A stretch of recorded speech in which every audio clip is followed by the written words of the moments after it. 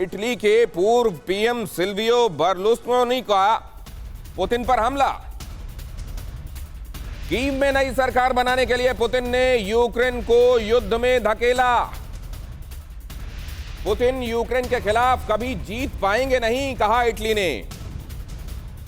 इसका मतलब क्या है? यह तो पूरी दुनिया जानती है कि रूस ये चाहता था कि वहां रूस के लिए सदाशयता रखने वाली एक सरकार हो और रूस से जंग ना चाहने वाली, रूस से टकराव ना लेने वाली और नेटो की तरफ कम से कम जाने की इच्छा नहीं रखने वाली सरकार हो, लेकिन ऐसा हुआ नहीं। खैर, इटली इस बात को हाईलाइट कर रहा है कि आप कभी जंग जीतेंगे नहीं।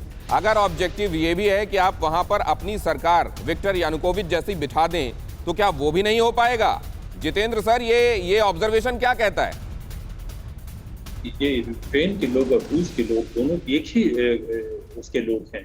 और हुआ क्या कि पिछले कुछ सालों से सीआईए के बड़े सारे कॉवर्ट ऑपरेशन रहते रहे। एक तो पूर्व रूसी यूक्रेनियन प्रेसिडेंट थे जो रूस के साथ सहानुभूति रखते रहे, तो उनके सरकार को टॉपल किया जाता रहा। लेकिन इस गेम में पुतिन साहब को इसी गेम का सहारा लेना चाहिए था, बजाय कि मिलिट्री भेजने के। तो पुतिन साहब कहीं ना कहीं फेल किए हैं, इसमें कोई शक की गुंजाइश नहीं है। और वो जो है पूरा फोर्स, जो उनके अपने लोग हैं, उनके अपने लोगों पे वो फोर्स इस्तेमाल करने की कोशिश कर रहे हैं। और यही वजह है कि रशिया में भी लोग कहते हैं कि जब यूक्रेन के लोग हमारे ही लोग हैं, तो क्यों इतनी लॉस ऑफ लाइफ होनी चाहिए? क्यों आप ऐसा कर रहे हैं कि इतना झगड़ा हो और एक ही नस्ल के लोग, एक ही खून के लोग, उनकी हत्या हो रही है, उनकी जान जा रही है? मेरा ये मानना है दिनेश जी। ये यहाँ एक और बात ध्यान रखनी होगी कि जब रेफरेंडम की बात करते हैं हम और क्रीमिया से उसकी तुलना करते हैं, तो मैं आपको ये बताता चलूं कि जब 2014 में क्रीमिया को अलग किया गया था, तो 28 फरवरी को रूस समर्थित लोगों ने वहां की संसद पर कब्जा कर लिया था और अगले ही महीने 6 तारीख को, मार्च में 2014 में इसको लेकर रेफरेंडम हो गया था और 18 तारीख को प्रेसिडेंट पुतिन ने इस बात पर दस्तखत कर दिए थे कि हम क्रीमिया को अपना हिस्सा मानते हैं। मतलब फरवरी 28 को शुरू होता है मामला, फरवरी 26 को माफ कीजिए, और मार्च 18 को यह मामला सिमट भी जाता है। यहां पर जितनी देर लग गई है, क्या ये एक बहुत बड़ा डिफरेंस है 2014 क्रीमिया एनेक्सेशन और इस बार का जो हिस्सा लेना चाहता है रूस उसमें? जनरल सिवाच।